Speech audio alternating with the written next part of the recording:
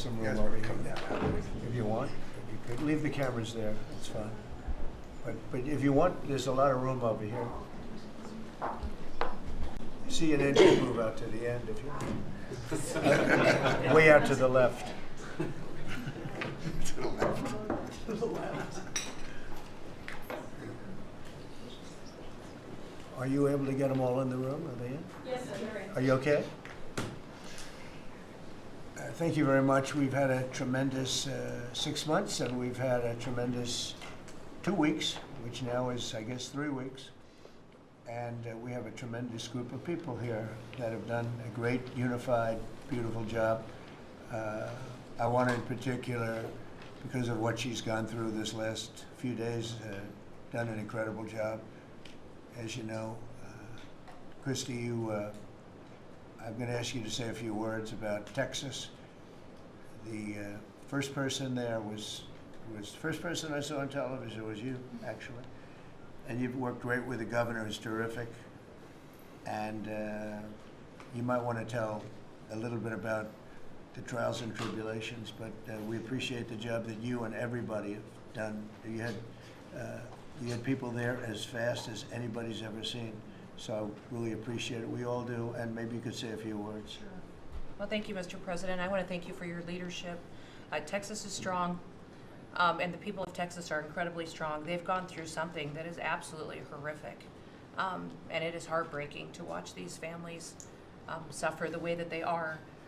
As soon as this flash flooding event happened, you know, the governor has activated his emergency responders. Nim Kidd is his emergency management director, who is incredible, and has immediately worked with the local first responders to get help to individuals and get them evacuated, put requests in to me.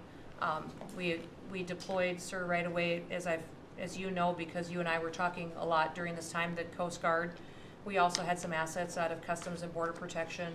Our board TAC teams went in and helped with rescues and clearing debris so that we could get roads open and people get the help that they need. I think when I got there the most, sir, that day, as soon as I arrived on site, was getting a briefing from all the emergency responders, was just how unified they were in focusing on the fact that we're there to save lives. They were there to rescue people, find people who were still alive, and to reunify them with their family members. We as a federal government don't manage these disasters. The state does. We come in and support them, and that's exactly what we did here in this situation. FEMA went to an enhanced level immediately, but as soon as you signed the major disaster declaration, we were able to get them resources and dollars right away, just like you envisioned, through state block grants to help them with cleanup. And we're still there in presence, and FEMA's been deployed, and we're cutting through the paperwork of the old FEMA, streamlining it much like your vision of how FEMA should operate, and it's been a much better response to help these families get through this terrible situation. We still are looking for people. We're still looking for a lot of little girls and other family members that were camping along that river, and they will continue until they find every single person, and we will continue to help them and assist in that. I was surprised when I got there at the camp that day, right after this happened, the parents that were there, the parents that were looking for their children and picking up their daughter's stuffed animals out of the mud and finding their daughter's shoe that might be laying in the cabin, and just hugging and comforting people matters a lot. I'm extremely grateful for God's hand in that whole situation, because hundreds and hundreds and hundreds of people were saved. And this is a time for all of us in this country to remember that we were created to serve each other. God created us to take care of each other. And that when we do that, we are happier, we are more fulfilled, and we can walk alongside people on their worst day and help them get through it and come out the other side, knowing that we can continue to live a life that God has purposed for us. So they're grateful for you. Several times the day after the flooding, you and Melania were on the phone with me, and I want to thank you for that. That meant the world. I was able to tell many of those folks that I had been visiting with you and that you had said, whatever they need, Christy, let's deploy it and get it down there and be helpful. And on Sunday, when the families were waiting at a church to identify their children's bodies, Franklin Graham and I called in and prayed with the families and read some scripture with them, and he was incredible in making himself available to that as well. We'll be back down there in a couple of days and continue to do all we can, but this is an unprecedented event. It really is. There's been tragedies like this around the country, but everyone is unique in different situations, and the response the federal government had supporting the state through this, I'm proud of the people that stepped up and immediately came. The Coast Guard, when they came in, they had a difficult time even getting the aircraft in and landed. They had to try several times in the weather to get it in and deploy, and I think we've heard about, our one Coast Guard member that was responsible for saving over 165 people, but that entire crew did incredible work. And all the first responders there did incredible work. And I know people are getting tired now, but they're getting reinforcements and volunteers are showing up. And I just want to commend the governor and his team for being the leaders. And they're so thankful that you're letting them make the decisions and manage the response like it should be. And then us supporting them with the resources of the federal government. We've already deployed dollars to the state, much like the block grants that you've talked about. Right. So they're grateful for that, sir. There's never been a wave like this outside of the breaking of a dam. Because this was almost a wave that ended up being 30 feet high, more actually. Now with the dam you can understand it, but this approached almost with that speed. When you see a dam break, it's not a pretty sight. It wipes out everything, and this is the kind of thing that built up so fast. And it's happened 2 or 3 times before over the years, but not to this extent. But tell them when you met the father who was picking up the daughter's clothing. And I had walked through so the cabin where all the little girls died, and I had kind of fallen apart in there, but I walked out of the cabin, and a gentleman was standing there, and he said, that man over there needs a hug. And so I walked over to him, and I hugged him, and I said, do you work here? And he said, no, my little girl was in that cabin. And he said, and I just found her best friend about an hour and a half ago. She had passed away. And he just fell apart. And so then we just hugged and talked for probably an hour about that. But then there was the grandpa was there looking for his granddaughter as well. There was a dad there of one of the counselors. The counselor was alive, but she was dealing with the fact that she had hung on to some of these girls and was trying to keep them out of the floodwaters, and had gotten hit by something and had lost 2 of the girls and wasn't able to hang on to them, and was going to live the rest of her life thinking about that moment when she wasn't able to hang on to these girls. But these parents were picking up their kids' belongings out of the mud and throughout the camp and putting them in bags. And then one of the dads said, I knew 50 of these girls here. So I knew that was her dress and my daughter's friend's dress. So he was picking it up and putting it in a bag to return to her parents. And so it was and then the director was there comforting everybody who had lost his father the night before too. And he was still there trying to facilitate all of these parents grieving their children and find them. So the strength of people is incredible. One of the things that I asked there today, that day, was that they all have escorts or counselors when parents come in. So from that point, that when they came into the camp, that they have somebody with them when they're going and looking for their children's belongings or looking for their children.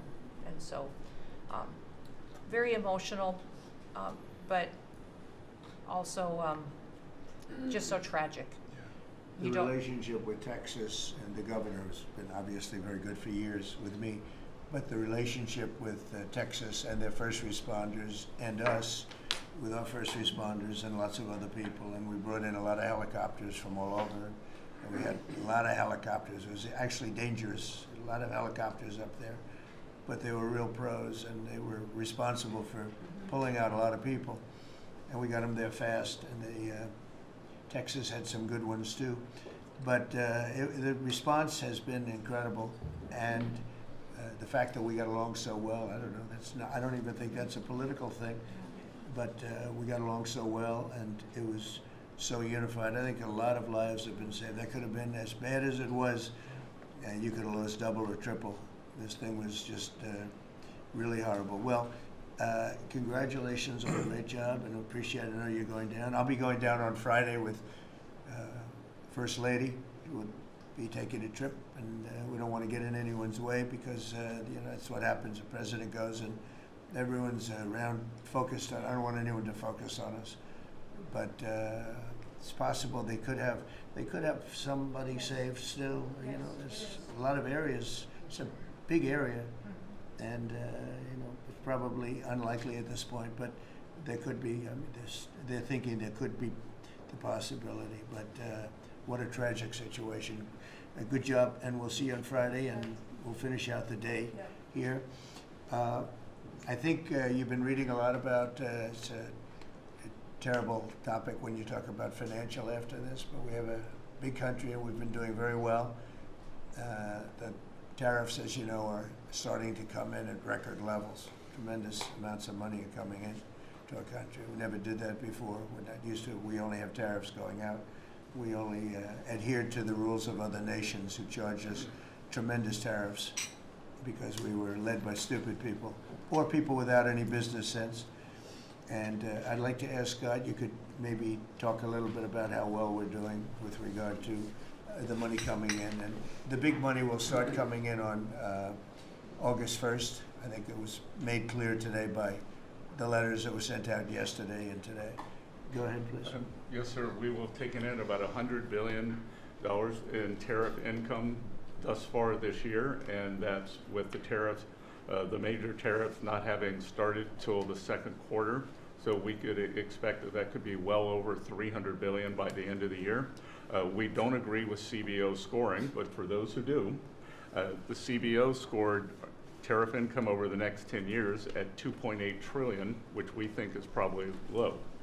And sir, under your leadership, we're witnessing. And they gave us no credit during this last little, the great, big, beautiful bill.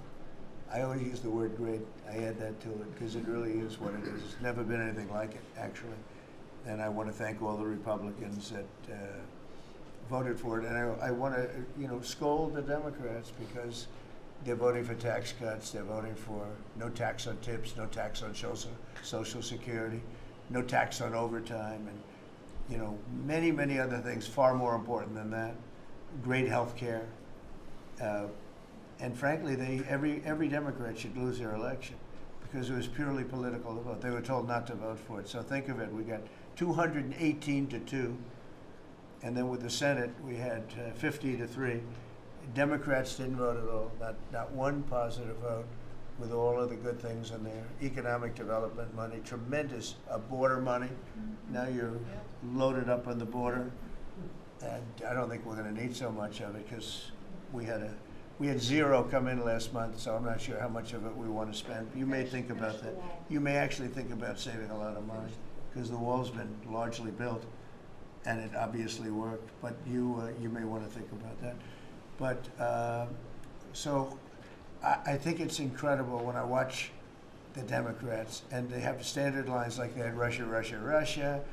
They had the laptop from hell. It all came from Russia. They make things up and they go with it, and they feed it to you people in many cases. And they said, "Here's our line," and I hear the new line is death. Oh, it's death. Everyone's going to die.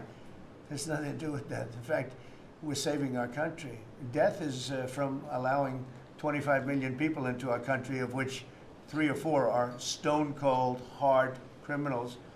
11,888 are murderers, many of them committing more than one murder. That's death, and the Democrats did that. Joe Biden did that by allowing people to come in here just totally unchecked, unvetted, open borders, open borders. The whole world was dumped into our country from prisons, from gangs, from mental institutions. We have many people walking the streets, walking in areas that we don't know anything about, that came out of insane asylums.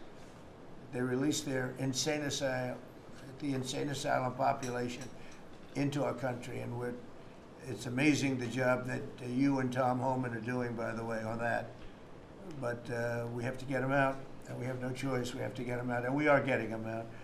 And so, Pete, you want to tell them about our great military and how well we did with respect to the bombers and the B-2? We had the pilots here 2 days ago, and they were incredible people. Go ahead. Yes, sir. Truly a historic mission, and demonstrated the skill and courage of the United States military. From those B-2 pilots and families that we had a chance to meet, sir, to the fighter pilots, to the refuelers, to the maintainers, to the air defenders who defended the base. What was demonstrated on the world stage was American military might and capability. And it wasn't just Fordo and Esfahan and Natanz that took notice in Iran. It was the rest of the world, that we have a decisive commander-in-chief willing to use these capabilities, which are the best in the world. As the president pointed out, no one else could have done what America did there on that night, and everyone took notice of that.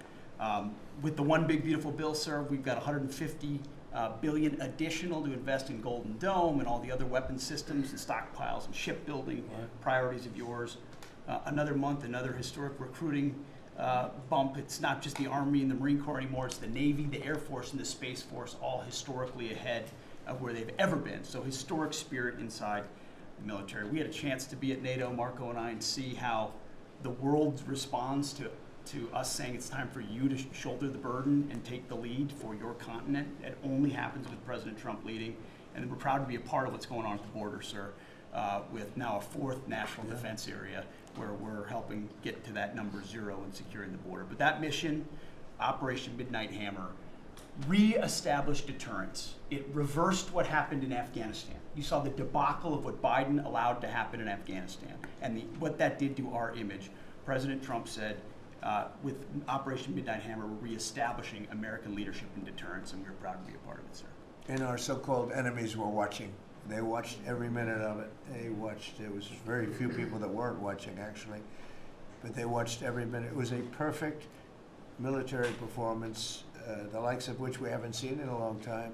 I mean, if you compare that to the same country, the hostages from years ago, Jimmy Carter, it was unfortunate for Jimmy Carter. He was a nice man, but with the helicopters going down, the sandstorms, the prisoners, they got captured, then the election and the prisoners and Reagan and all the problems.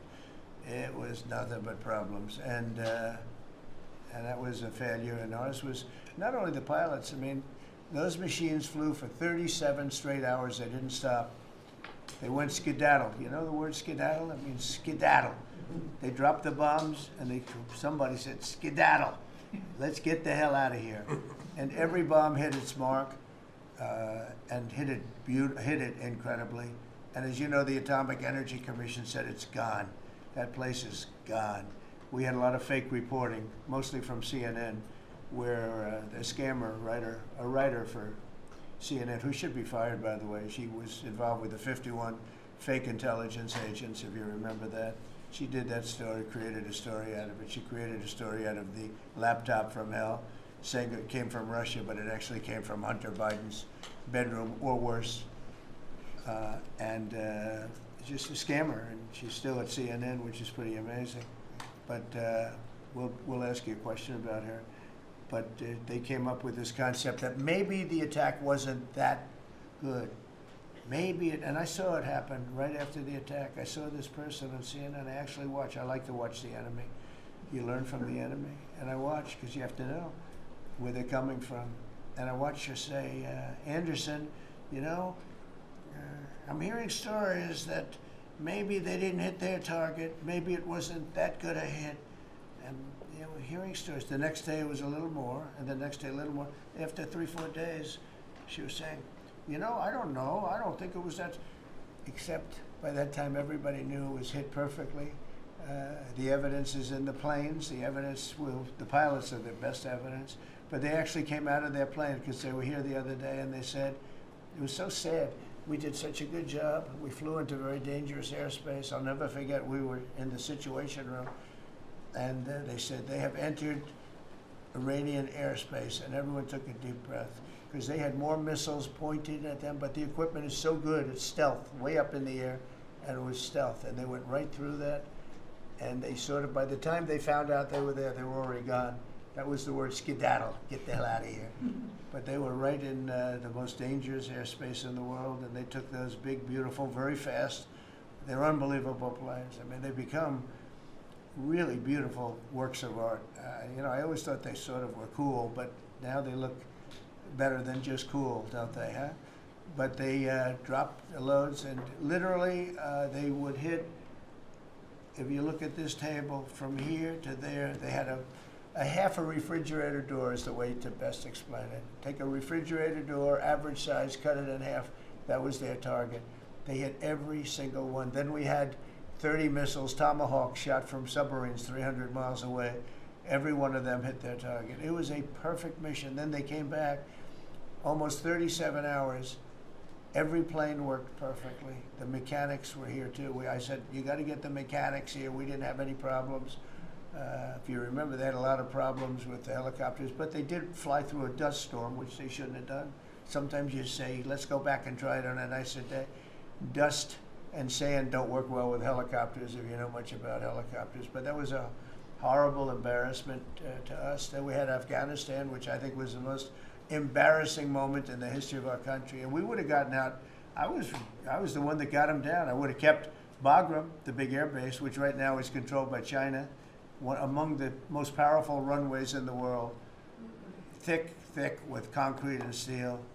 Anything could land, and right now, they were 1 hour away from where China makes its nuclear weapons. I was keeping it. Outside of that, we were leaving, and I would have been out faster than them, but we would have gotten out with strength and dignity. Instead, that was the most botched up mess I've ever seen. They left all that equipment behind, and every year they have a parade running down some third-rate street with the equipment. It's supposed to be Fifth Avenue. It doesn't work. But with all that equipment that they left, they should have taken every ounce of it. I was taking every, I said every screw, every bolt, every nail you take out of there. And Millie said, I remember one time, sir, we're better off leaving the equipment. Why? Well, it's cheaper. I said, cheaper? You mean it's cheaper to leave a $150 million airplane rather than flying it into Pakistan or India or someplace, or just flying it straight home? It's cheap. Yes, sir. That's when I knew he was an idiot. Didn't take long to figure that one out. But they left all that equipment, but they left their dignity behind. It was the most embarrassing moment, in my opinion, in the history of our country. Not that we got out. We should have not been there. But that we got out the way we got out, with great embarrassment and death. You had 13 young people. I've gotten to know their families very well, but you had hundreds of people killed that nobody talks about. Yet the other side, many people were killed. Many people are walking around with no legs, no arms from that whole thing. They left from the wrong airport. They should have left from Bagram, because Bagram was a big base with hundreds of miles of fencing and territory around it. Nobody would be able to get near it. And they left. So, we've done a great job, and I think people are really starting to see it. They're starting to appreciate it. Pete's done fantastically. That mission was a work of art. And I have spoken to some of our perceived, I don't know if they're enemies, but they're perceived as being potential enemies. And they essentially said the same thing. Very impressive. There wasn't a thing that we didn't lose an engine. We didn't lose it. They landed and they were cheered. But the sad thing was they were cheered, and one of the pilots said, we were a little concerned because when we got out, we were told that on television they were reporting that we may have missed our targets. Sir, we hit every target. That's what I do for a living. We hit every target. In fact, when the bombs hit, a yellow haze came over the horizon that I've never seen before. It just lit up the whole horizon, brighter than the sun. It was like looking into the sun. He goes, we hit our target, because you know what that was exploding. And but they were a little downbeat because they listened to that fake CNN reporting and the fake New York Times. They worked together to try and say that it wasn't perfect. They couldn't say they missed. All they could say is, maybe it wasn't perfect. And you ought to fire that reporter immediately. You should fire her. Real fake. And so I just want to congratulate those pilots. And a lot of people don't like bringing things like that up. I do. I always like confronting, because otherwise the public doesn't know that you're a bunch of crooked people. But they know. They've learned. and the media has to straighten out their act. You know, the media's down to 17% approval. You got to do a little better than that. It's important for the country that you do better. I think they ought to make a lot of changes. I think changes are going to be made to the media, but it's hard to have a really successful country if you have a corrupt media, and we really have a corrupt media. And nobody really knows why. I mean, why would you want to have open borders and criminals pouring into our country? Why would you want to have men playing in women's sports, transgender for everyone? You know, you'll have to figure that out. But some of you don't. I mean, I'm looking at some people, they love the country, but I look at other people and they can't. But we were really proud of our military. It was, and the people that maybe don't like us or want to play games with us, because I think that had you not had the situation in Afghanistan, I don't think Putin would have gone in. I think when Putin looked at how stupid and incompetent that operation was, he said, wow, this might be a chance. And we're dealing with him now too. We're not happy with Putin. I'm not happy with Putin. I can tell you that much right now, because he's killing a lot of people. And a lot of them are his soldiers and their soldiers, mostly. And it's now up to 7,000 a week. And I'm not happy with Putin. Okay, any questions? Yes. Yes, sir. You just said that you're not happy with Vladimir Putin. Is there anything that you plan to do to act on that feeling of Well, I unhappiness? wouldn't be telling you. Don't we want to have a little surprise? You know, one of the things we did with the attack is that, and you asked that question, I didn't mean to be rude, but I'm in a rude because I'm looking at some of these crooked people up here, so I'm rude, but your question was asked very nicely. But one of the things we did is we went over every fact. We wanted to get every fact straight. We wanted to have the distance straight, the number of pilots straight. Everything had to be correct, because we want to be, this was a very important mission. If we failed on this mission, it was beyond the war that, you know, obviously we had with Iran and Israel, a lot of hatred, a lot of years and years of hatred, centuries of hatred. People have never seen anything like it. So we wanted to be correct with all our facts. So, you know, what I was doing is just asking, it would be great if the media would be correct with their facts. That's all we ask for. So, hey, go ahead. So finish it up. Oh, yes. Just sort of turning back to Russia, if there's anything that you would signal about your displeasure with them. Well, look, I'm very unhappy with them. There's no reason for this. It's turned out to be tougher, but it's only tougher. And I will say the Ukrainians were brave, but we gave them the best equipment ever made. We gave them the anti-tank busters that knocked out tanks. I mean, you just aim them in the direction of the tank and the tank is gone. We gave them missiles, the latest and the greatest. They were able to shoot down a lot of things that would have normally wiped out. You know, probably would have been a very quick war. It would have been a war that lasted 3-4 days, but they had the benefit of unbelievable equipment. And Europe gave them too. We gave them far more because Biden shouldn't have done that. He should have equalized. And we should have given him the same, or we should have given actually less than Europe. It affects Europe much more than us, but we're in there for over $300 billion. Europe's in there for over $100 billion, but still, Europe gave a lot.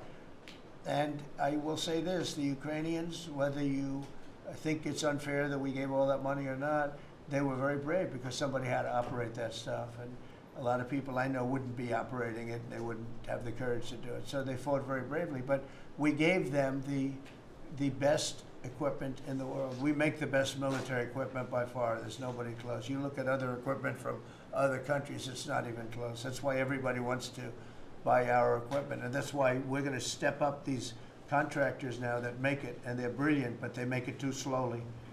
And we have to step them up, Pete, and let them make it at a much higher rate. Unfortunately, we have to do that. But if you look at our Patriots, if you look at our Tomahawks, if you look at our, well, what we do with tanks is, you wouldn't want to be driving a tank. You would feel nice and secure, but they are javelins, they're called. And I gave them the javelins. Remember they said Trump gave the javelins and Obama gave them sheets, right? They called Obama at that time. Barack Hussein Obama, if you haven't heard, did a terrible job. But that was a war that that was a war that should have never happened, and a lot of people are dying, and it should end. And I don't know, we get a lot of bullshit thrown at us by Putin. For you want to know the truth, he's very nice all the time, but it turns out to be meaningless. Do you want to sanction? Lindsey Graham has a sanctions bill on Russia. Do you want him to? I'm looking at it. Yeah, no, I'm looking. The Senate is passing and passed a very tough sanctions bill. Yeah, I'm looking at And it. you'd sign that? It's an optional bill. It's totally at my option. They passed it totally at my option, and to terminate totally at my option. And I'm looking at it very strongly. Yesterday you said you want to see more Go ahead, weapons. please. The Council of Economic Advisors released a new report saying that imported goods have actually decreased in price from December. I know, it's not through a March. nation. Well, my question is, With the tariffs. Well, the Fed chairman keeps saying that tariffs are going to cause price increases. Are we the sure? prices just not Chairman passed of the through Fed? yet? Yes, exactly. Well, Are the you prices- do a better job than him. Thank you. Are the prices just not passed through yet?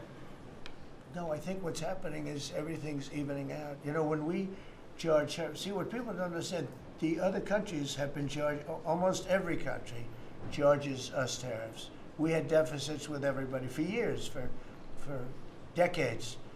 And we were like this big monolith that made bad deals with everybody. We rebuilt South Korea, and we stayed there. It's okay, we rebuilt it, and we stayed there. And they pay us very little for the military. I got them to pay billions of dollars, and Biden then canceled it when he came in. I sent to South Korea as an example. We give you free military, essentially, very little. And I think you should pay us $10 billion a year. And they went crazy. But they agreed to 3. So I got 3 with a phone call. And I was satisfied. I said, but next year we have to talk. And then we had a rigged election, and we never got to talk. And you know what Biden did? They probably went to him and they said, listen, Trump treated us terribly, and we shouldn't be paying anything, and he cut it down to nothing. So that's what happens. It's ridiculous. That's the other thing. We're talking to countries about contributing to the military, not only just paying more in NATO, but contributing. We have 45,000 soldiers in South Korea. We have 45,000 soldiers in Germany, 52,000 actually. And that's a huge economic development for them. That's tremendous amount, just like having a city. It's tremendous money for them, and it's a tremendous loss for us. So we're talking, in a very nice way, we're talking to them about it. It's very unfair. We supply the militaries to many very successful countries. I mean, South Korea is making a lot of money, and they're very good. They're very good, but, they should be paying for their own military.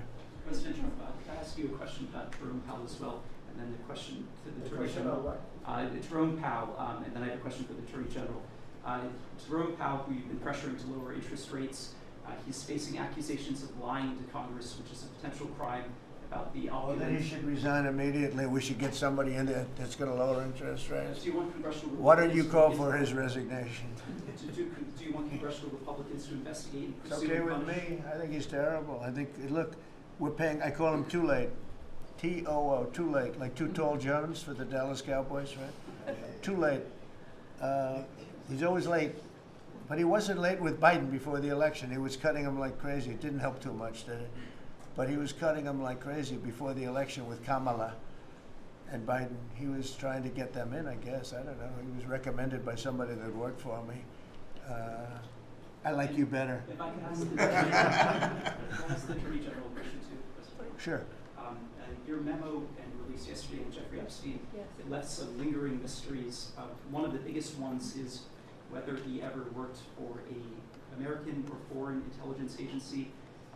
The former Labor Secretary, who was Miami U.S. Attorney Alex Acosta, he allegedly said that he did work for an intelligence agency. So could you resolve whether or not he did? And also, could you say why there was a minute missing from the jailhouse tape on the night of the staff? Yeah, sure. If I could. Could I just interrupt for Sure. 1 second? Are you still talking about Jeffrey Epstein? This guy's been talked about for years. You're asking, we have Texas, we have this, we have all of the things. And are people still talking about this guy, this creep? It's a lot That of interest. is unbelievable. Do you want to waste the time, and do you feel like answering? I don't mind answering. I mean, I can't believe you're asking a question on Epstein at a time like this, where we're having some of the greatest success and also tragedy with what happened in Texas. It just seems like a desecration, but you go ahead. Sure. First, to back up on that, in February, I did an interview on Fox, and it's been getting a lot of attention because I said, I was asked a question about the client list, and my response was, it's sitting on my desk to be reviewed, meaning the file along with the JFK, MLK files as well. That's what I meant by that. Also, to the tens of thousands of video, they turned out to be child porn downloaded by that disgusting Jeffrey Epstein. Child porn is what they were. Never going to be released, never going to see the light of day. To him being an agent, I have no knowledge about that. We can get back to you on that.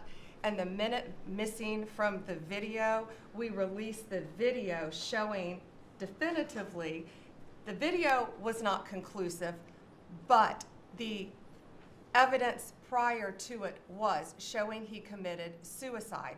And what was on that, there was a minute that was off the counter. And what we learned from Bureau of Prisons was every night, they redo that video. It's old, from like 1999. So every night the video is reset, and every night should have the same minute missing. So we're looking for that video to release that as well, showing that a minute is missing every night. And that's it on Epstein. Mr. President, just on the tariffs again, August 1st, you said is the deadline. What incentives do countries have to negotiate? It seems that deadline keeps moving. It was April 2nd, now it's... We didn't move, no. It's always been August 1st, that's when we're paying it. A statement was put out today, and I put it out just to make it clear. It wasn't a change, it was August 1st. We don't change very much. Every time we put out a statement, they say he made a change. I didn't make a change. Clarification, maybe. No, August 1st they pay.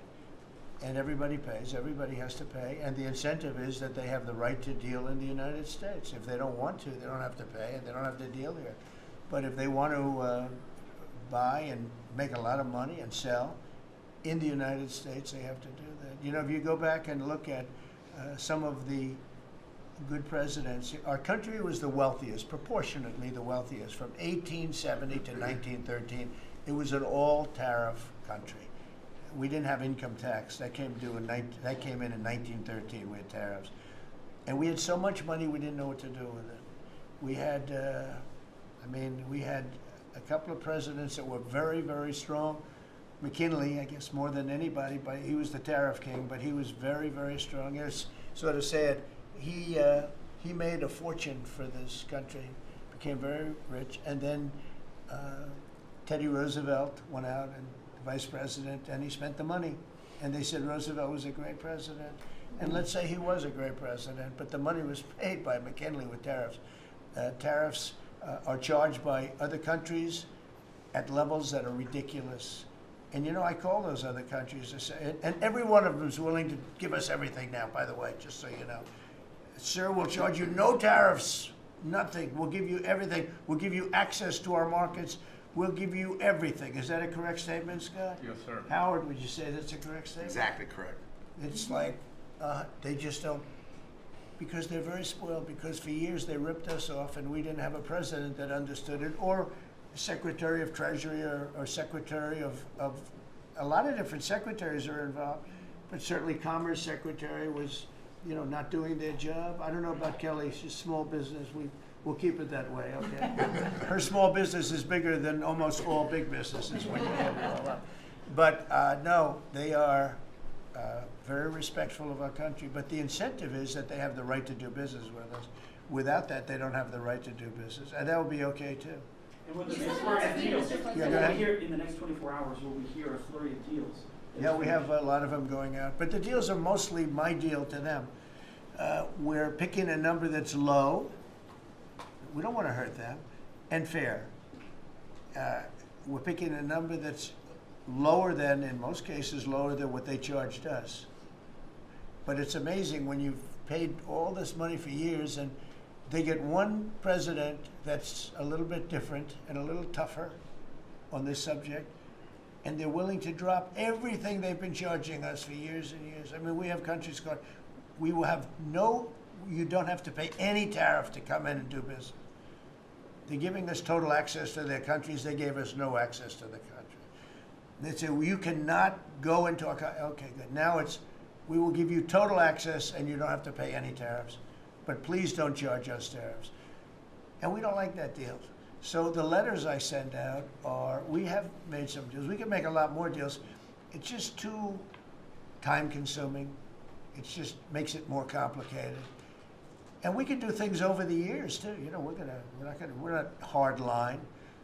But it's about time the United States of America started collecting money from countries that were ripping us off and laughing behind our back at how stupid we were. Okay? Thank you. Mr. President, Yellow, in the yellow. On the tariff issue, so you've talked about India coming, but then a couple days ago you issued a new tariff threat to members of the BRICS countries for if they aligned with anti-American policies. 10% charge. That would be India, Brazil. That's Russia, right. They have to South pay Africa. 10% if they're in BRICS. Because Right. BRICS was set up to hurt us. BRICS was set up to degenerate our dollar and take our dollar as the standard, take it off as the standard. And that's okay if they want to play that game, but I can play that game too. So anybody that's in BRICS is getting a 10% charge. Is that immediate, sir, or is Yeah, that pretty soon. if they engage in some behavior? Well, if they're a member of BRICS, they're going to have to pay 10% tariff just for that one thing. And they won't be a member long. I thought BRICS was, you know, I said this about a year ago, and it largely broke up. But, you know, there are a couple that hang around, but I thought it largely broke up. BRICS is not, in my opinion, not a serious threat. But what they're trying to do is destroy the dollar so that another country can take over and be the standard.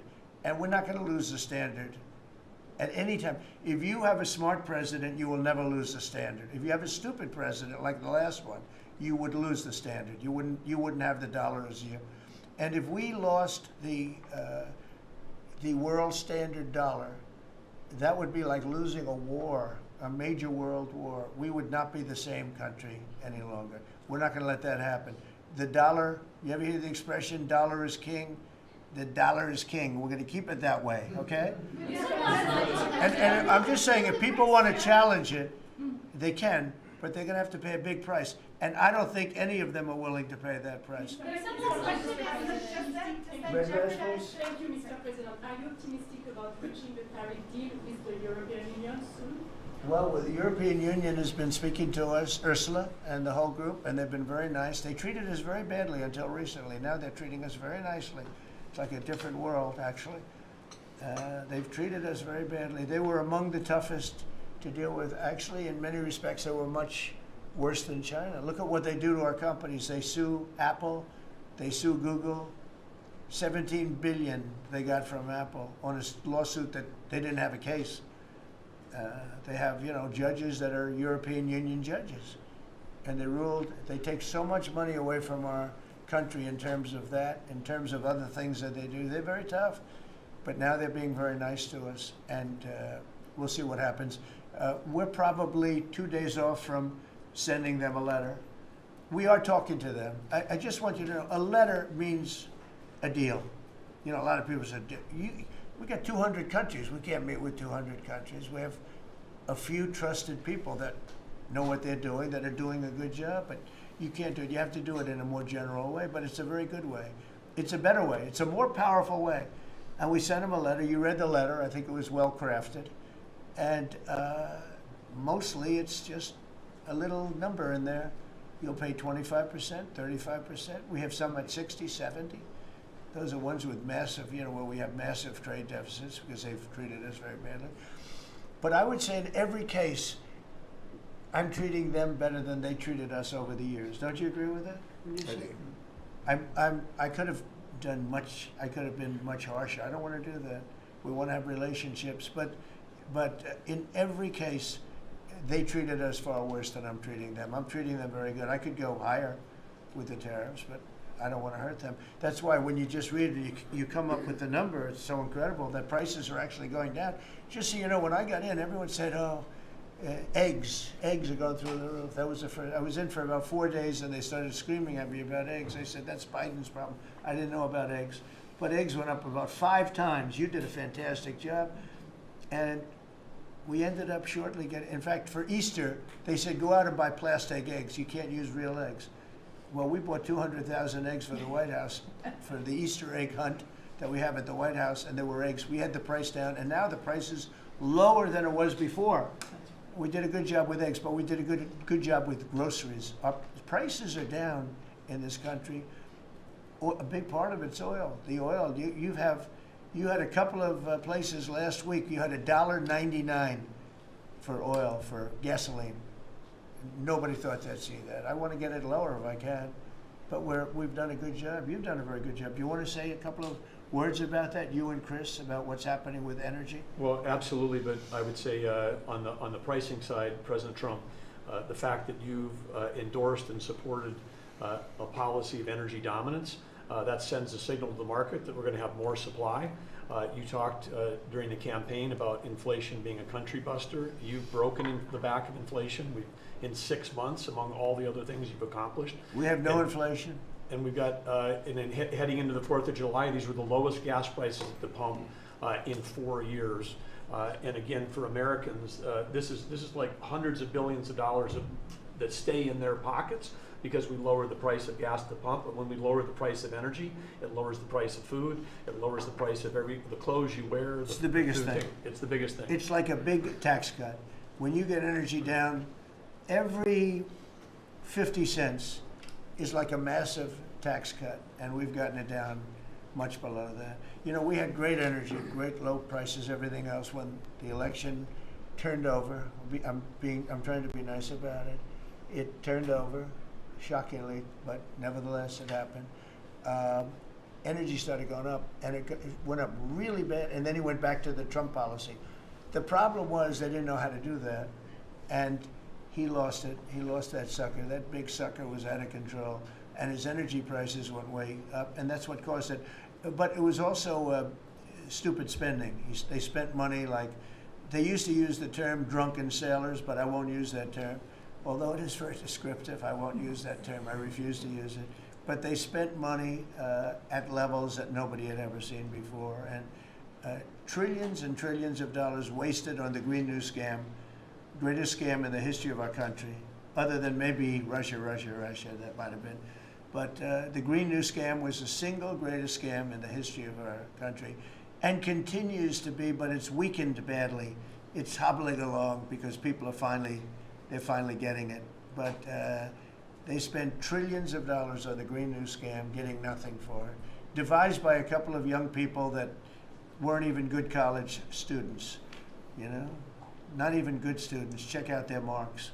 Yeah? Can you clarify something else, Mr. President, on No, what you said last not night? for CNN. You said you The would last- send Not more for jobs. CNN. Go ahead. The You last said you would jobs, send more in the last jobs jobs to report, Ukraine. Mr. President, in the last jobs report, the manufacturing jobs actually lost 7,000 jobs.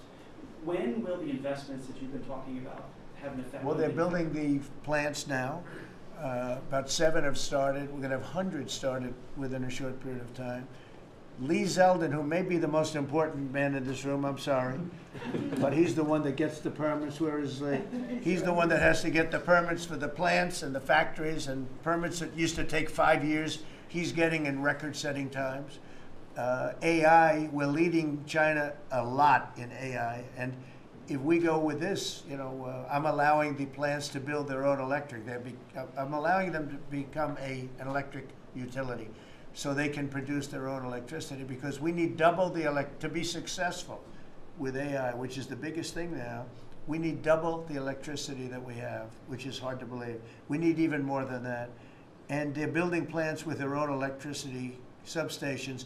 They don't have to use the grid. And anything they build extra, they're putting into the grid. So we're supplying the grid with brand new electric sources. And you know, it's funny, when they came to see me, they never even asked for that. I told them about it. The reason they didn't, they thought that was an impossibility. You're not allowed to build your own electric. These are massive investments that are being made in building electricity for their plants. And they're going to have, I think, Doug, a lot of electricity left over. And that electricity is going to be passed into the grid and give us no more, you know, like you look at California. They have blackouts and brownouts every week. They're totally out of control. They have a really incompetent governor. Where's Chris? Is he here? Do you want to speak to the subject? Yeah, I think a huge thing in the One Big Beautiful Bill, Mr. President, because of your leadership, is the ending of these subsidies, as you call them, the Green New Scam. That saves our country $500 billion over the next 10 years. But American taxpayers were paying twice. They're paying that money, $500 billion in the subsidies, and they were paying more expensive electricity price. If you subsidize something, you should at least lower the cost of it. But in this case, we were subsidizing something and paying more for it. So the one big beautiful bill had two huge things: ending wasteful spending. Wind, solar, and batteries combined are 3% of U.S. total primary energy. 3% for $1 trillion, another $500 billion coming. It's just not a good investment, hurting our businesses, hurting our consumers. And the one big beautiful bill also unshackled oil, gas, and coal development in the United States, onshore and offshore.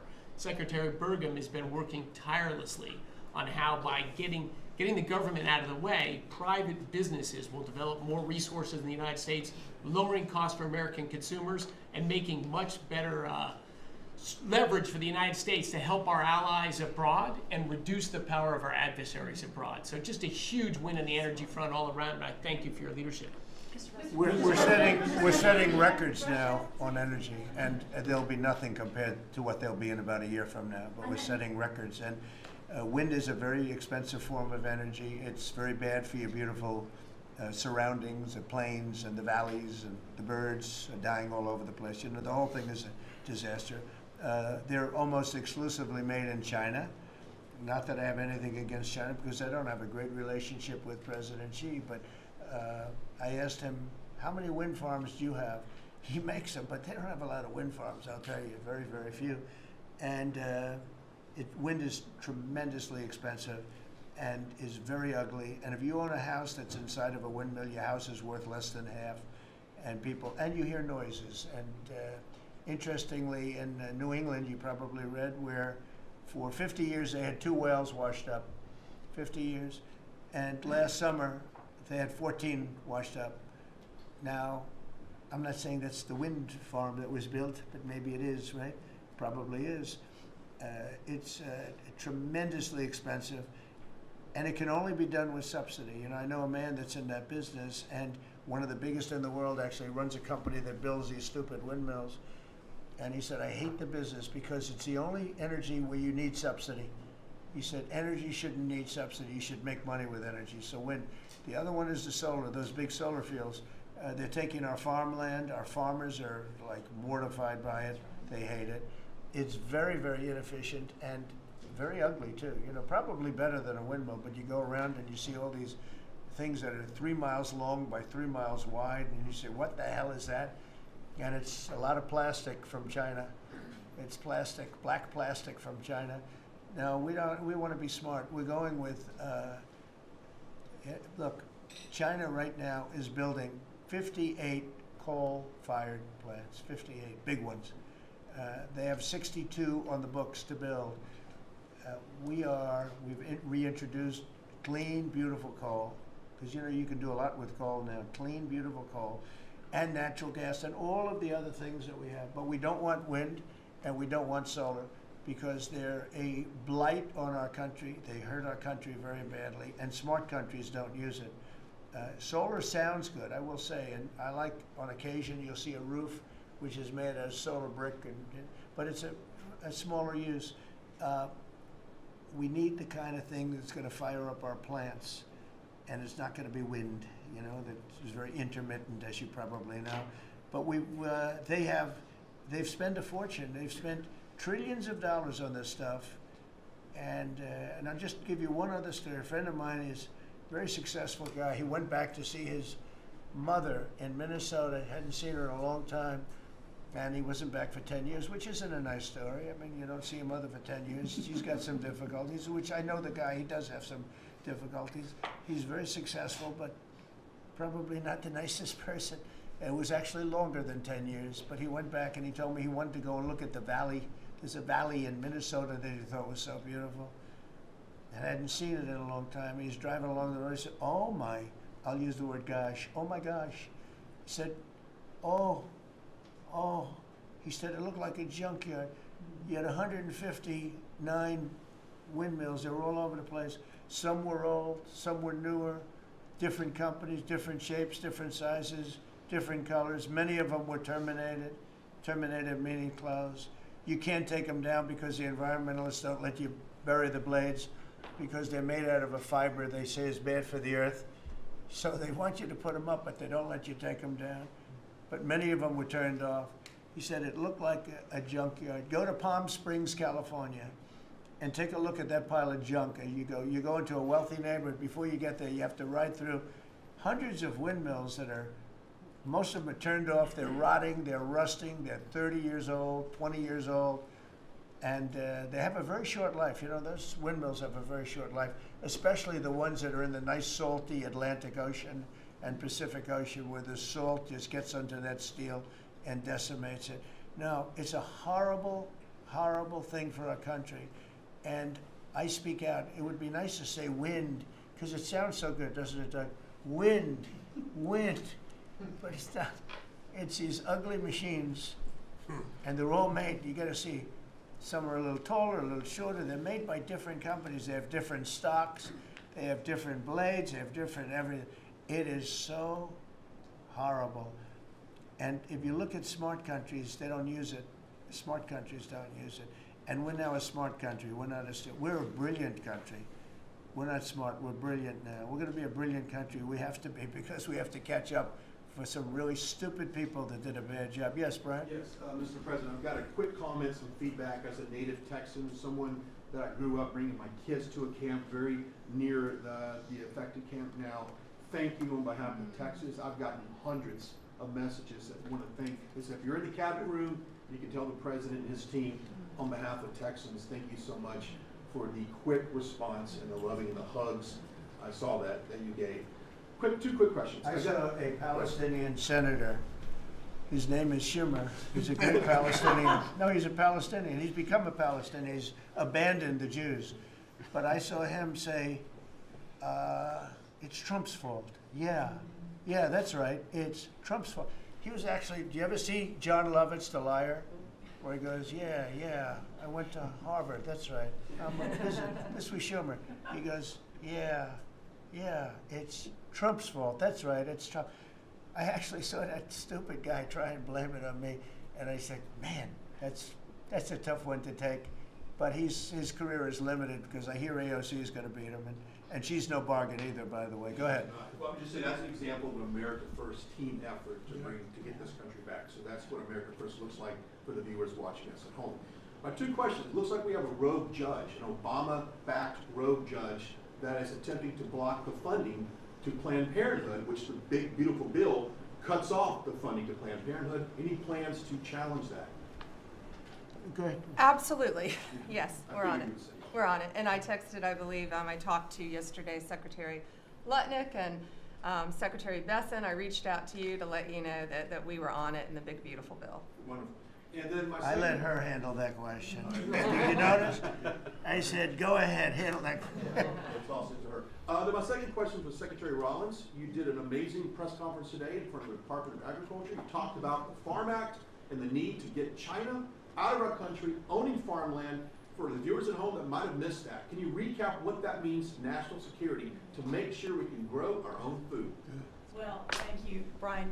Sir, if you don't mind. Yes, this morning Secretary Hegseth, Secretary Noem, and Attorney General Bondi and I had a press conference at the USDA.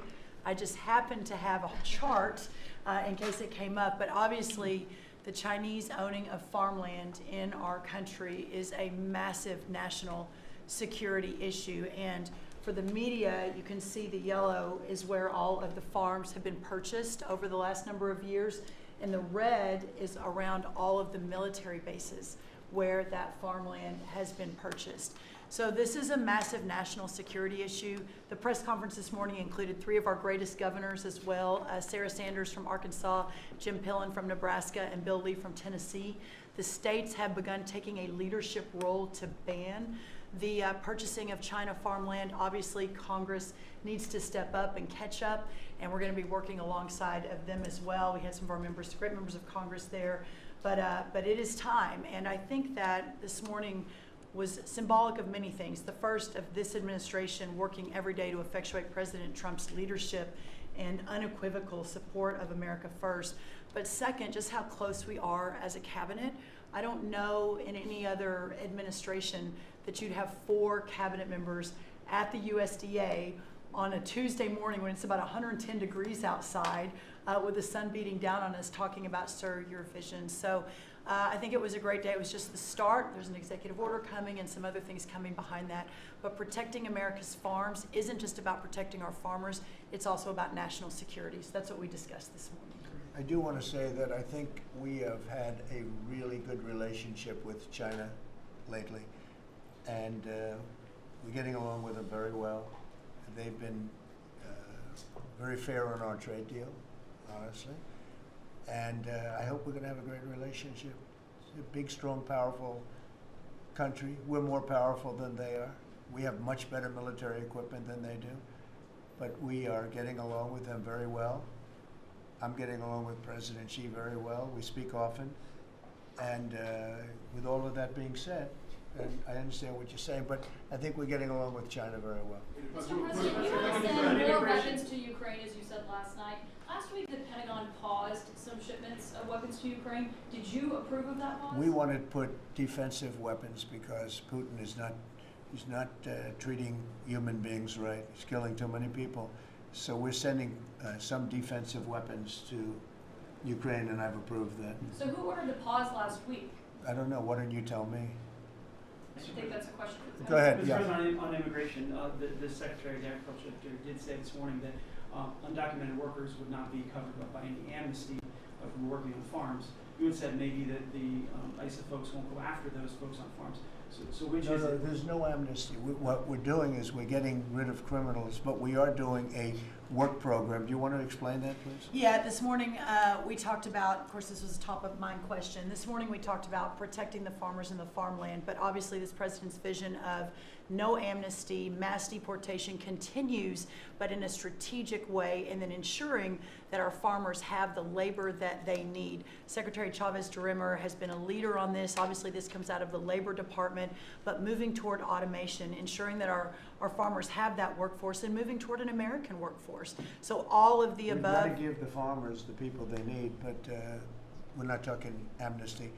Laura, do you want to say something about that? Thank you, Mr. President. On this, thank you, Secretary Rollins, how important this is never to displace the American worker. What the Department of Labor is doing is focusing on what the law entails now, being more modernized, more streamlining, to work through the H programs. We're going to have a concierge approach to that, where we have developed a new office to answer the need of our farmers and ranchers and producers, and not to displace the American worker, and follow within the law now, and that does not include an amnesty program at all. And we've seen that working, and we'll continue to have that roll out. On the other topics that we've somewhat talked about, the jobs numbers, Mr. President, 4 months in a row we've seen those jobs numbers increase. That's an exciting time for our manufacturers. That was asked earlier.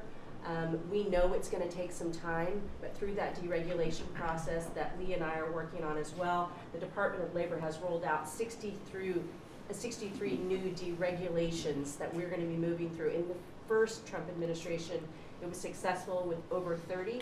We've just rolled out 63 new ones in order to double down on those manufacturing companies, to let them know that we have signaled through this process that we will assist them in getting the workforce that they need. It's an exciting time. That one big beautiful bill, that was the signal to my former colleagues in Congress to get this done. It's been an important time. I spent time on the ground visiting 7 states in 9 days prior to that bill being passed, because it was the most pro-worker piece of legislation that we will ever see really in this country right now.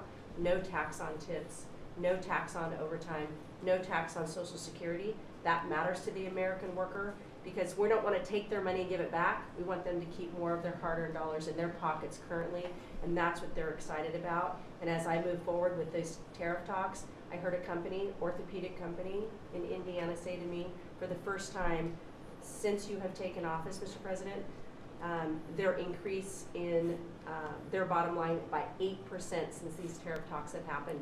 Not one company has said the president is not doing a good job. These tariff talks are working. They're feeling it on the ground. The media has told a false story because what's happening on the ground is positive, and that's what we're seeing in these jobs numbers. So I really, through the Department of Labor, to come in behind all the secretaries and build this workforce is going to be key to the American worker. So thank you for what everybody did this last week.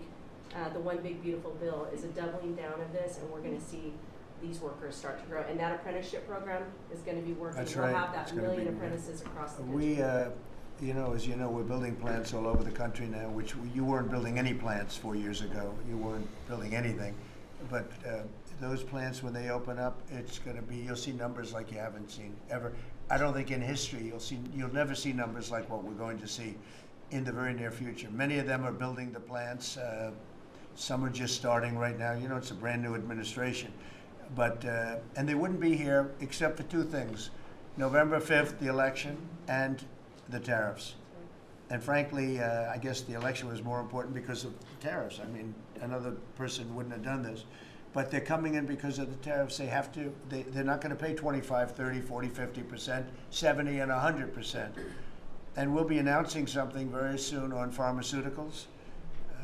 We're going to give people about a year and a half to come in, and after that they're going to be tariffed if they have to bring the pharmaceuticals into the country, the drugs and other things into the country. They're going to be tariffed at a very, very high rate, like 200%. We'll give them a certain period of time to get their act together. But they were all here, now they all left. They went to other places because we allowed, people that sat in this room allowed it to happen. And I don't allow it to happen. The people in this room don't allow it to happen. So we're going to be announcing pharmaceuticals, chips, and various couple of other things, you know, big ones. We did steel, as you know, they're 50%. We did aluminum, 50%. Lumber just came out. Why don't you announce copper? And we did cars. And now, today we're doing copper.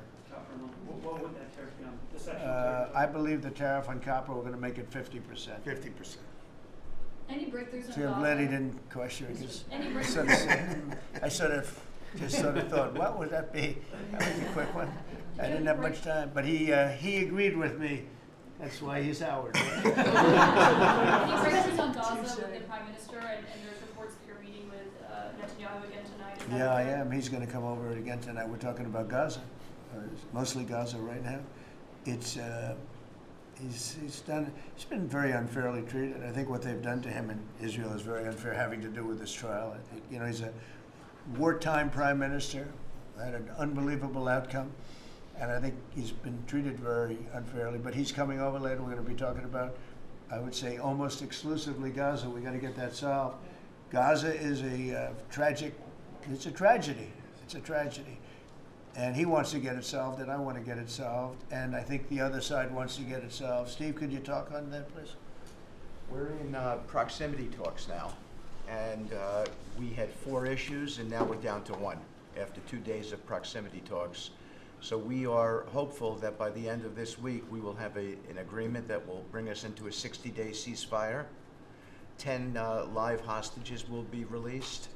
9 deceased will be released. We're meeting at the President's direction with all the hostage families to let them know, and we think that this will lead to a lasting peace in Gaza. And you're doing a good job. It's a tough one. It's a tough one. A lot of hate, you know. This is called long-term hate, but we think we're going to have it solved pretty soon, hopefully with a real solution, a solution that's going to be holding up. And can I follow up? This is, I think, the first cabinet meeting since Elon Musk has now been a special government employee, not here anymore. He's now saying he's going to create a third political party. Are you worried about the impact that could have? No, I think it'll help us. It'll probably help. Third parties have always been good for me. I don't know about Republicans, but for me. Are you second guessing any of the cuts that DOJ made? Since you No, described it as no. off Look, the rails the we other day? we cut hundreds of billions of dollars with DOJ. We could have done it differently. I would have done it differently a little bit, maybe, but it was something that we saved a lot of money. You can always second guess. I guess some of the people in this room maybe would have done it slightly differently, and some would have done it exactly the way it was done.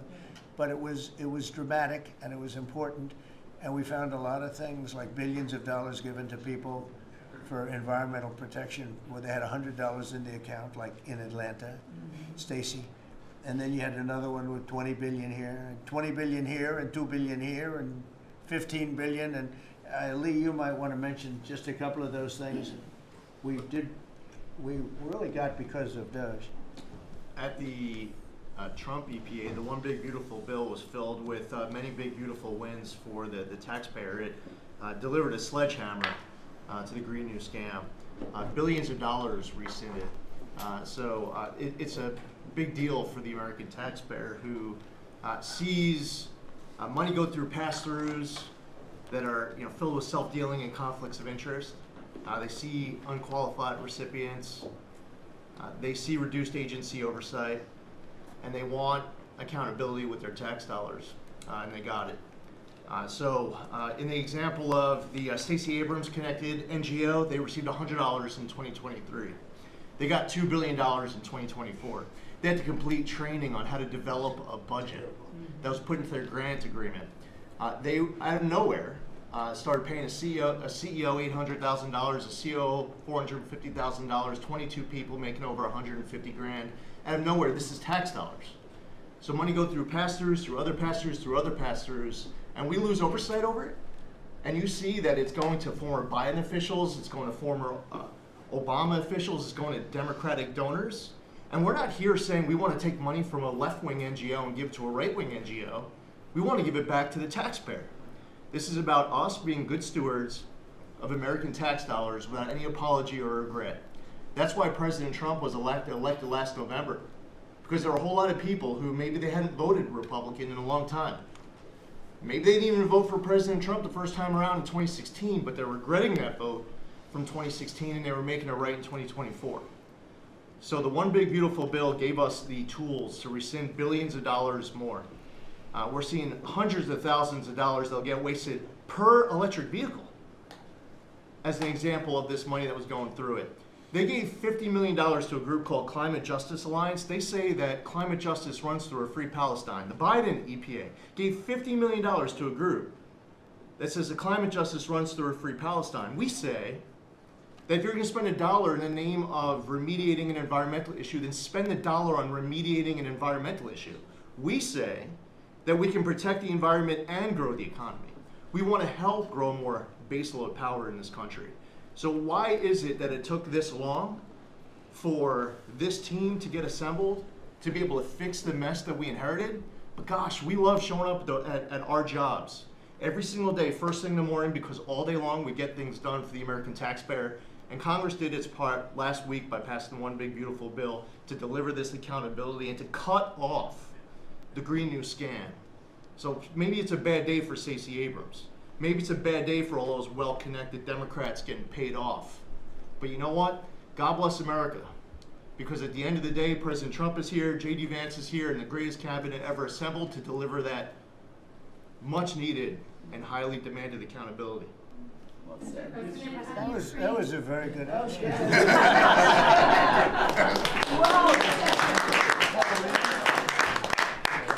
And that's from the heart.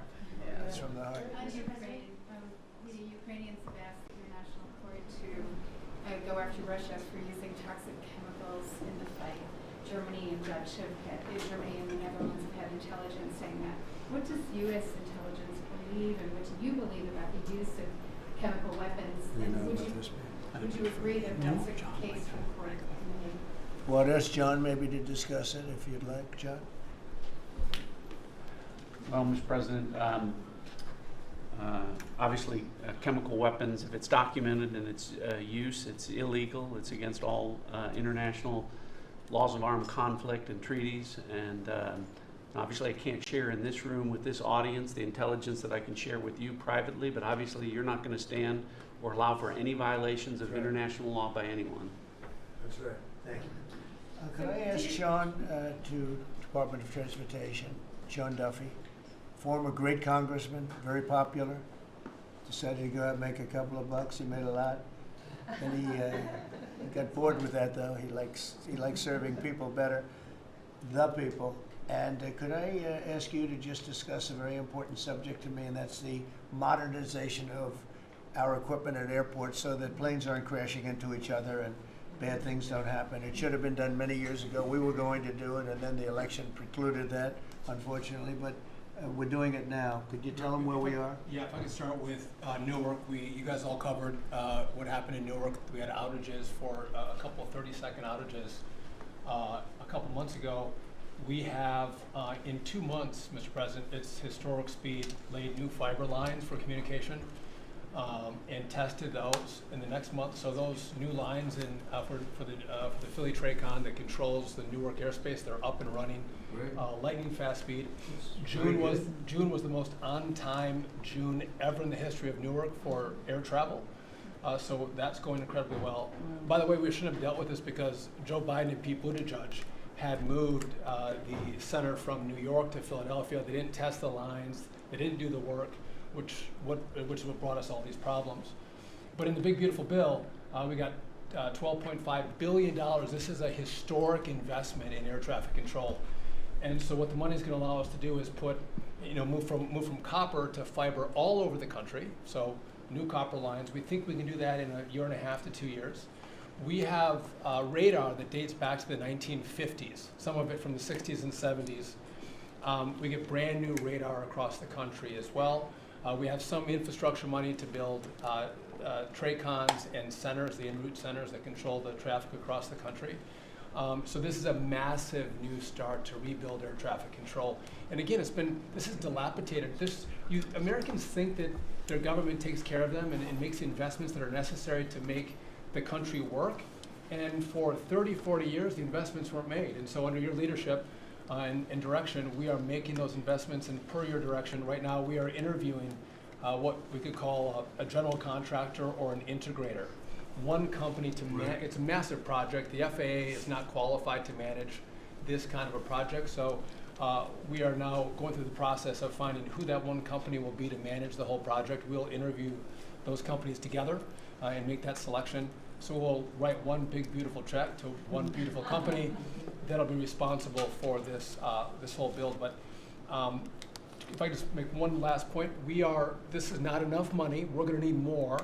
But this is a massive new start. The biggest investment. We'll need some more money on top of it, but a great start from the big beautiful. It's a starter. The starter. It's very important to us. And just to cover that, there have been accidents, and my pilots, I would often hear them say, "Oh, good," and they would use a different system, a different country to land in New York.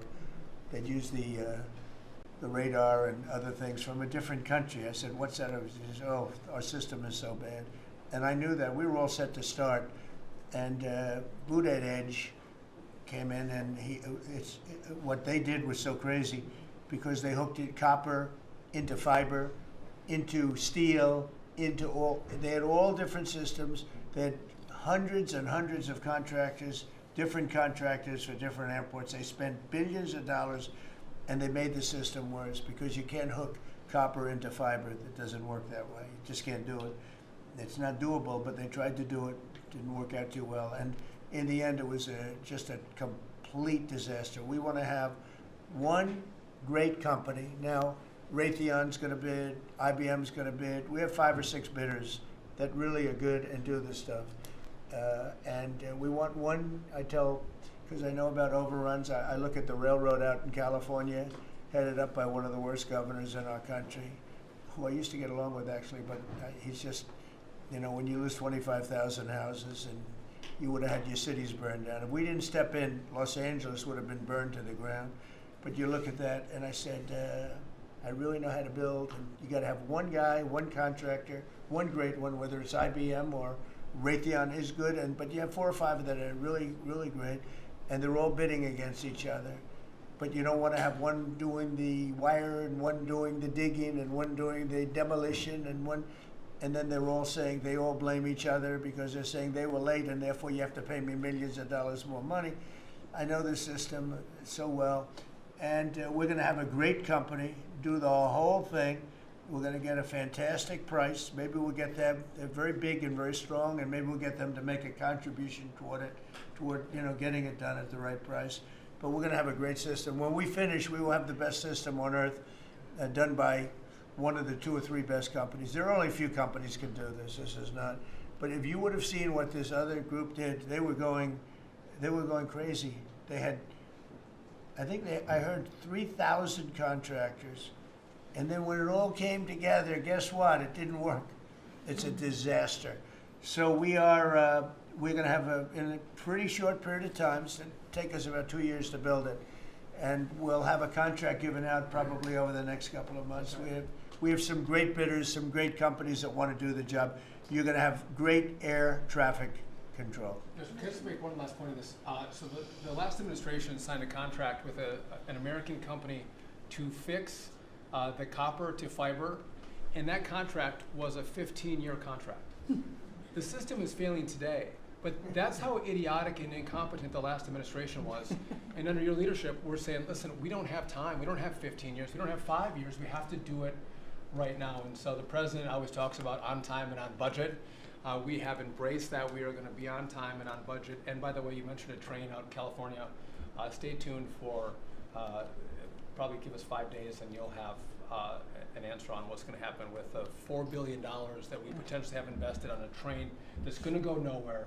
It's going to be $120 billion that'll never connect San Francisco to LA. Again, the last administration wasted so much money on projects that never work. If you're going to have high-speed rail, you're going to invest billions, we should actually have high-speed rail in America, not boondoggles that fund political friends and allies and family They have members. from San Francisco, inside of San Francisco to inside of Los Angeles.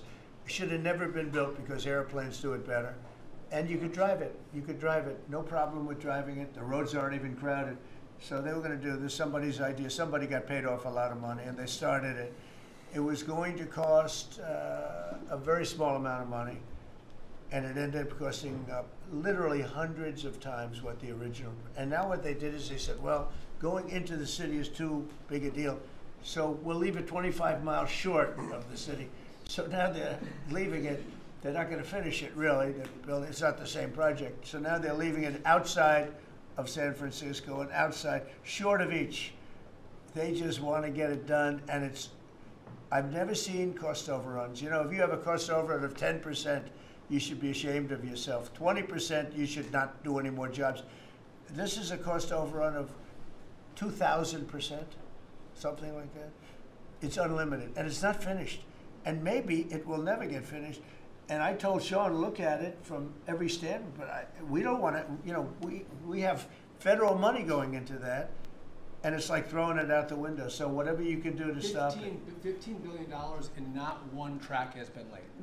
$15 billion and we're 16 years into the project, not one track. Mr. President, Mr. President, on New York, you're the most prominent Republican in the country from the city. What do you want to anywhere else?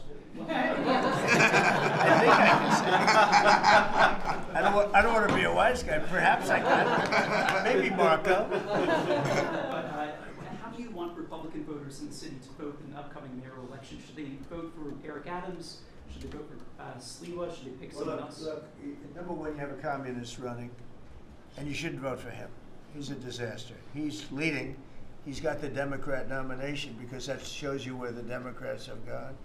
He actually wants to take over the grocery stores of John Catsimatidis, who's a great guy, a rich guy, grocer, does a good job, wants to take over. He actually called me the other day. He's concerned his stores are going to be taken from him, and they won't be run like John runs them, believe me. He runs a good operation, but he actually said he wants to run his own grocery stores. No, this is a man who's not very capable, in my opinion, other than he's got a good line of bullshit, and he's convinced them to go with him. Now, as you know, Cuomo, who does have capability, is running, but he got knocked out, and now they're running as, you have Eric Adams, the current mayor, you have Cuomo, and you have Curtis Sliwa. And Curtis runs every 4 years. He seems to be a fixture on the running scale. But you know, it's I'm not getting involved. But I can tell you this: I used to say we will not ever be a socialist country, right? Well, I'll say it again: we're not going to have.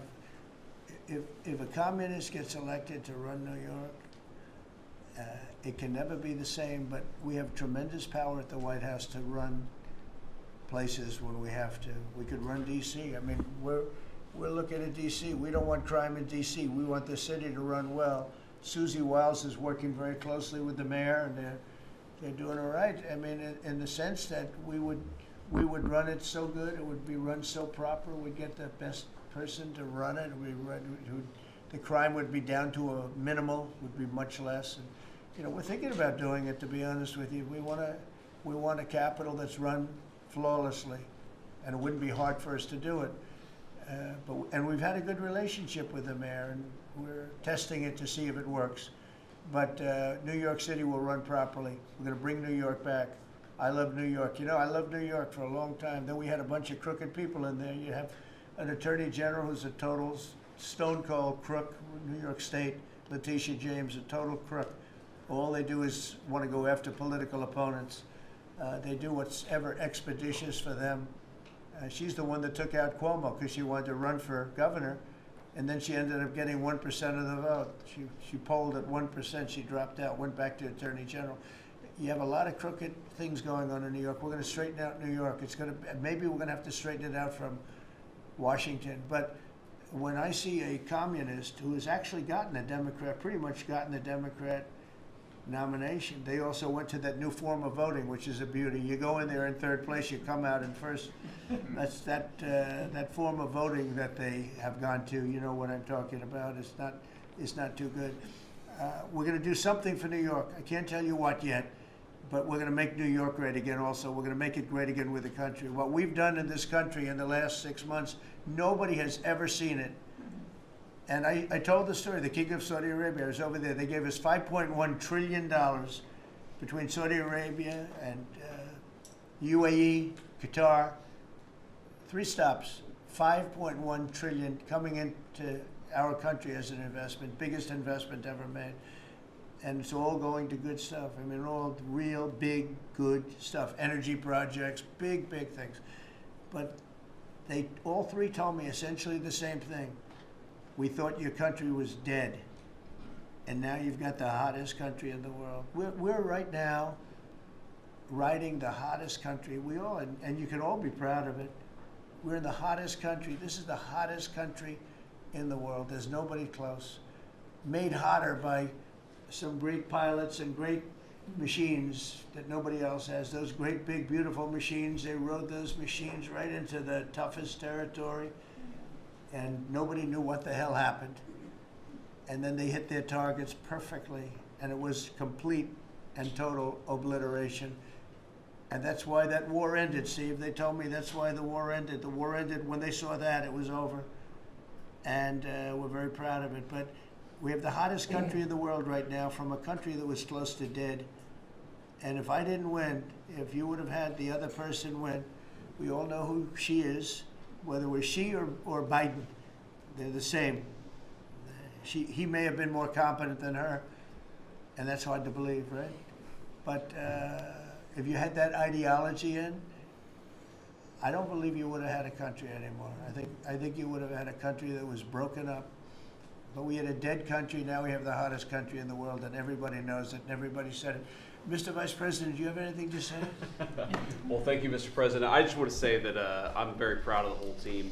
I think everybody has worked together. You see Pete and Marco and Steve working on some of the diplomacy, Christy and Pam working on the border. We just have a really, really solid team, and we've done a lot of good work. And in particular, I want to congratulate the White House staff led by the President on getting the One Big Beautiful Bill passed. Yeah. I was personally skeptical, sir. I never told you this, but I was skeptical we'd be able to get that thing done by July 4th. We did it because we worked together and we worked very well. So it's an honor to be a part of it, but I'm really proud of you guys for doing a great job. The beautiful thing about it, it had something for everyone. That's right. Most people said it had to be broken into 7 bills. It's so big. The problem was that some of those 7 have nothing for anyone, but they had to be done for the country. You know, sometimes you have to do things for the country that aren't necessarily popular. We had a couple of them, and that wouldn't have worked. So the One Big Beautiful Bill, many people said it could never be approved. Too big, too everything. There's too much.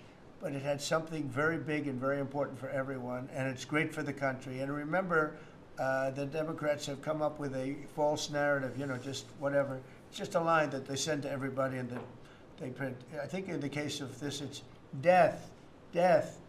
Everyone's going to die. I heard that. Everyone's going to, just the opposite. Everyone's going to live. What we're doing is saving our country and making it much bigger, better, and stronger than it ever was. I'd like to ask, Marco's been doing such a great job. Do you have anything to say?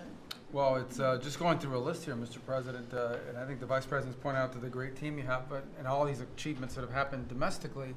But you think about it, under your leadership, we prevented and ended a war between India and Pakistan. NATO's now at 5% for the first time ever, the highest numbers ever. A peace deal between the Democratic Republic of Congo and Rwanda. A 12-day war that ended with an American operation that we're the only country in the world that could have done. Hopefully, pretty soon, a peace deal between Azerbaijan and Armenia. The entire Middle East and the infrastructure of it has the potential now to change because of Syria and Lebanon, and it hasn't even been 6 months.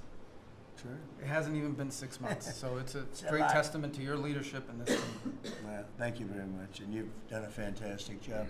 Could I just ask Linda, she's involved in so much, she's so talented and so good, and she's working on a couple of little things like Harvard, who was given $5.5 billion over a short period of time. We caught him on that one, that's crazy, but you're working on so much, you want to bring education back to the States. How are you doing?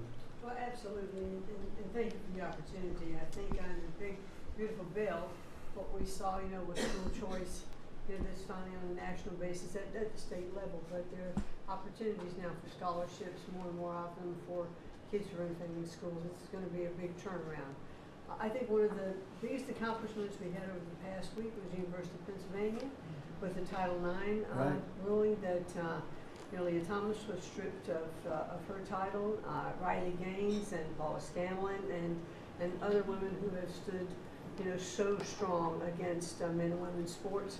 And when you put out the executive order, that just solidified and gave them the opportunity. So those are a couple of really, really big wins, and thank you for that opportunity. And how are you doing with Columbia and Harvard? We're negotiating hard. I think we're getting close to having that happen. It's not wrapped up as fast as I wanted to, but we're getting there. Okay, good. And you've done a fantastic job. Thank you very much. You've been a good team. Yep, you have a great team. Around this table, a lot of people have helped with that. That's right. Thank you very much. Maybe just in closing, we spent a lot of time, effort, very little money on this room. This is called the Cabinet Room. It's been here for a long time, and it had some pictures that were not many of them and not very good ones. And I actually spent time in the vaults. The vaults are where we have a lot of great pictures and artwork. And I picked it all myself. I'm very proud of it. That's Andrew Jackson, the great Andrew Jackson. That's a gentleman named, and we call him President Polk. He was sort of a real estate guy. He was, people don't realize he was he was a one-termer, but he was a very good president. But, and I'm not sure I should be doing this, he actually gave us the state of California. He was the one. He was the one that hooked it up. So I'm not sure, maybe he won't be there for long. But if you notice, the frame is the exact same size almost as the other one is Andrew Jackson. So that was a part of the reason too, I have to be honest. But Polk was actually a very good president who's got the same frame that I needed, okay? And up here you have the original George Washington right behind the light. And then you have Dwight Eisenhower, who was a very underrated president, built the interstate system, and he was the toughest president, I guess, until we came along. But I don't mind giving up that crown, because I don't want to be too tough on it, but we want to be humane. But he was the toughest president on immigration. He was very strong at the borders, very, very strong. And sometimes you can be too strong. He was strong at the borders, and during a certain period of time, they were so strong that almost every farmer in California went bankrupt. And we have to remember that. We have to work together. We have to remember that. But he was a very good president and a very good general and a very good president. And I thought he deserved a position somewhere on this floor. And then you have, this is very exciting to me, he was not a Republican, to put it mildly, but he was, he was a four-termer, He was Franklin Delano Roosevelt. And if you notice, there were a lot of ramps outside. We have ramp. People say it's an unusual place for a ramp. It was because of him. He was wheelchair bound, but he was an amazing man. It's an amazing portrait, and we used to have him in the room, a different portrait, and it was a terrible portrait. It was almost like it was done by a child. And I used to say, you know, I can't believe that he would have approved of that portrait of himself. And I was in the vaults and looking at things. I said, what's that? And we have some great curators here. We have 6 curators at the White House. They have 2 for paintings, they have them for furniture, they have them for different things. I guess cost is no object. Okay, cost is, maybe I'd have 1, but that's all right. But we have 6, and they're very talented, though. And he said, that's a picture of FDR. I said, really? Let me see it. They took off the wrappings, very well preserved. And I said, that's the picture they've been looking for years. That was the picture of Franklin Delano Roosevelt. And I said, oh, wow. And likewise, that fit, see frame-wise, it just doesn't work. It doesn't work if you have, I want to be nice, but it doesn't work if you have a big frame, a little frame, but it's like perfection. I'm a perfectionist. The mirror was down in the vaults also. I said, where is this from? And it's a very old, very storied mirror, beautiful. We put that up. And then over there is Honest Abe Lincoln. And that picture was in his bedroom. And we thought that this would be a very important place because this is where wars are ended. I'm not going to say wars are declared. I'm going to say wars are ended, okay? We'll be positive. And that's the picture of Abe Lincoln from his bedroom, sat in the bedroom for many, many years. That was his favorite picture of himself. And the Lincoln bedroom's very famous. You remember when Bill Clinton had it and he rented it out to people. Okay? We don't do that. But it's an incredible room. And we took that picture from his bedroom. That's Abe Lincoln. And then over here you have John Adams, and it's they were the first occupants of the White House, 1800. And John Quincy Adams, Mrs. Adams, they were the first occupants. So we have them looking at each other, and in between their stare is Abraham Lincoln trying to make peace. And that picture was in a room that I have that was not important, like the cabinet. I gave it up. I said, I have to give it up because that's one of the greatest pictures in the White House. The White House is tremendous art. And the Oval Office, when we're there, we'll go over that. That's really been something. Then we got the drapes, and we got the whole thing. We got new drapes. We got new, wasn't a big expense, very, very small. And we took some of the chinaware and silverware and trophyware, they call it, from the vaults, and we had it cleaned up. Hadn't been shined up in 100 years. Some of this has sat in the vaults for over 100 years. Amazing. Over 100 years. Many of the pictures that were put up in the Oval Office, as an example, those two as an example. So he was president. They moved in 1800, and he won the election, I believe, in November of 1800, John Quincy Adams. And we thought that would be, he was considered to be a good president, and he was the first occupant of the White House, so it sort of made sense. And I love the frame of those pictures. Look at those frames, you know? I'm a frame person. Sometimes I like frames more than I like the pictures. And we have the flags of the Marines, and Space Force now has its own flag. I'm very proud of Space Force, but the Army, Navy, Air Force, Marines, Space Force, the whole thing. And Coast Guard is right there. You never forget the Coast Guard. They do a great job. So we have the flags throughout the office. And it's really become quite a beautiful place. I don't want to tell this, Marco pointed it out. I was going to leave the clock. So as president, you have the power. If I go into the State Department or Department of Commerce or Treasury, if I see anything that I like, I'm allowed to take it. Do you believe this?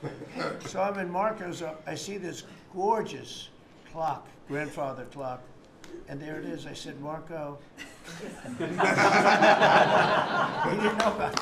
I had to read him the rule and regulation. I said, Marco, I love this clock. Look at it. It's beautiful. He said, what clock? I said, the clock that's in the other room is incredible, and nobody gets to see it there. Marco, I tried to talk him into it first, And it sort of worked, and then I had to use a little more. I said, I'd love to take that clock out and put it in the cabinet room. He said, no, are you serious? I said, Marco, I have the right to do it, Marco. And he said, all right, what the hell? So that's his contribution to the cabinet room. But it's, by the way, it's an incredible clock. And, you know, it's an important room. So you may see it again. Maybe we'll move it back someday. Anyway, so that's pretty much it. But it really is great. Here we put out, you know, these lamps have been very important, actually. Whether people love them or not, but if you see pictures like Pearl Harbor and Tora Tora Tora, you see movies about the White House and where wars are being discussed.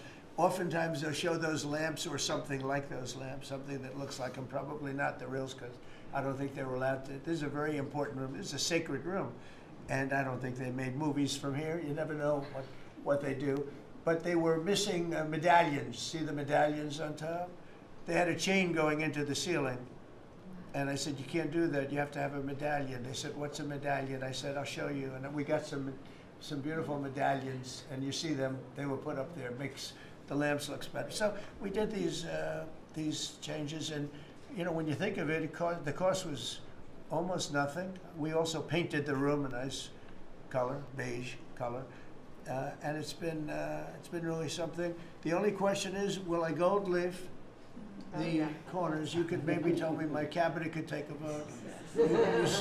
You see the top line moldings, and the only question is, do you gold leaf it? Because you can't paint it. If you paint it, it won't look good because they've never found a paint that looks like gold. You see that in the Oval Office. They've tried for years and years. Somebody could become very wealthy, but they've never found a paint that looks like gold. So painting it is easy, but it won't look right. And the question is whether or not we should gold leaf it. Linda, do you have an opinion? I gold leaf it. You like it the way? No, I gold leaf it. You'd gold leaf it? Yeah. Who would gold leaf it? Could I raise you? How about, would you gold leaf it? I was going to ask about McKinley, one of your favorite presidents. Well, McKinley was a great president who never got credit. In fact, they changed the name of Mount McKinley, and I changed it back because he should have been, the people of Ohio he was the governor of Ohio. The people of Ohio were very happy when I did that. I heard they were very insulted. They took the name of Mount McKinley off. That was done by Obama a little while ago, and I had to change it back. I changed it back. He actually was a great president. He was a president. He was the tariff, the most, I guess, since me. I think I'm going to outdo him, but he was a tariff president. He believed that other countries should pay for the privilege of coming into our country and taking our jobs and taking our treasure. That's the way he explained it. They took our jobs and they took our treasure, and for that they should pay. And he made them pay, and he built a tremendous fortune. In fact, in 1887, they had the Great Tariff Committee was set up in 1887 because our country had so much money, we didn't know what to do with it. And they set up a committee of, as they called them, elites, a term that we have to change because I think a lot of the people that are elites aren't elite. I think the people that aren't elite are elite, so we're going to have to maybe switch that around somehow. But they had a committee that was set up to spend the money because it was such a large amount of money. At that time, it was nobody had seen anything like it. And it all came in from tariffs. And people didn't pay tax. There was no income tax system. I told you that came back in 1913. That came back and lived well for a while, and then you had the Great Depression. And then later they tried to bring back tariffs, but the whole thing was, this was after the Depression. It was one of the great misconceptions is people like to say, oh, but it was during the, but no, the country had a Great Depression, and then after the Depression, long after it started, they brought back tariffs to see if they could save it, but it took them really 25 years. When you say about 25 years to get out of the Great Depression, a lot of people don't understand that. But I thought it would be interesting for you to get a little view of this room. This is a very important room, very powerful room, great room. And we've done similar, but even beyond this, in the Oval Office. We brought back pictures of some of the great presidents. Many of them were in the vaults for over 100 years. Originals all, beautiful, beautiful things. And rather than sitting in a vault downstairs, for 128 years. I thought we should display that, and we did that, I think, in a really good way. We've gotten very high marks. But it's interesting. People walk into that room and they look around the room. They don't even want to talk to me. They could look at it for hours. It's funny when people come into the Oval Office. It's such an incredible. It's a sacred place. When people come into the Oval from the biggest people in the world, presidents, prime ministers, kings, queens, in one case at least, queens, and the biggest business people in the world. They walk into that office and. They always say, there's no place like this in the whole world in terms of the power. I mean, it's beautiful and all, but there are other beautiful offices. You have businessmen that have offices that are, full floors of office buildings, with floor-to-ceiling glass, and they walk in there and they say, there's no place like this anywhere in the world. There's no place. And, it's what it represents maybe more than the physicality of the room itself. So it's an honor to have you all, media. It's an honor to have you. I just want to say we have a fantastic cabinet. Every one of them is a star in my book. And if they're not, I'll let you know about it.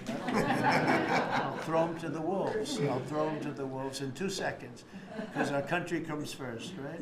But I just want to thank you all for being here. It's been a lot of fun. Thank you very much, everybody. Thank you. Thank you, press, everybody. Thank you, press. Thank you, press. Thank you, press. Thank you, press. I'll tell you some other time. Thank you. Thank you, press. Yeah, I will. Thank you, press. Are we talking about next week or next?